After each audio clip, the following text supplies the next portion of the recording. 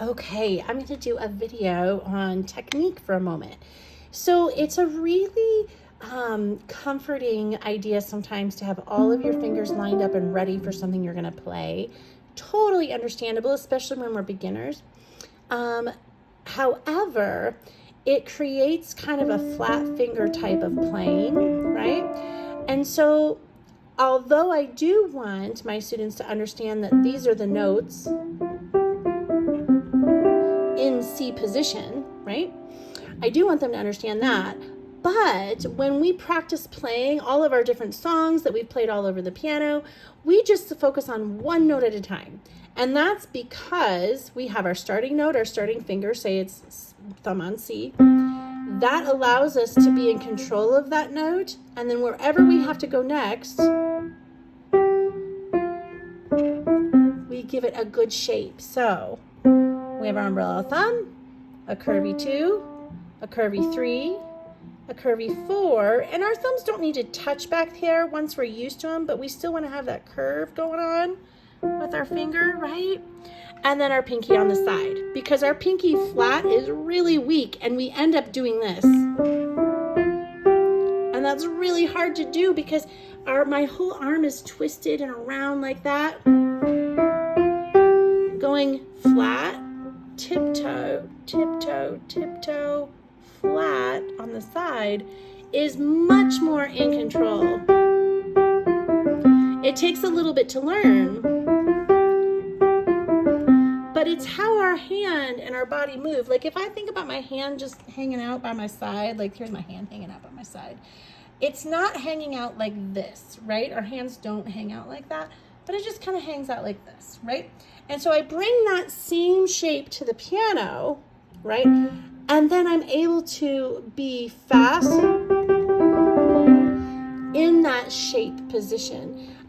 Even though I know it seems very slow, we start out in these funny shapes that don't seem like they mean anything, but they really, really do. They really do, especially when we get into having to play chords and do bigger things like that, okay?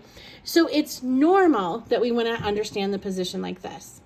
But when we're in this position and our hands are playing, it isolates fingers to play by themselves. And that's a really hard thing to do. It creates a dual muscular pull inside your arm because we're being in an unnatural position and we're pressing down with one finger at a time. And especially little fingers, that can create lots of issues. And so that's why we only think about the one note that we're playing or the note that we're headed to, because our body can move there really quickly. You think about how quickly kids can run when they pick up their feet. They really can run fast. And it's the same idea. When we allow our hands to just be in these really healthy shapes at the piano, they allow our fingers to move really, really well. And when we play hands together, which I'm holding the phone so I can't show you hands together right now, but when we play our hands together, both hands coming down together and letting go, down together and letting go, down together and letting go, is so coordinate. It's so much easier to coordinate that than this. Because our fingers just don't have what it takes to coordinate. They need our hand, our knuckles here, and our hand, and our wrist, and our forearm. They need it all to coordinate really well. So I kind of think once they've learned their shapes, we think laying down, tiptoes up and over, laying down, tiptoes up and over. Okay?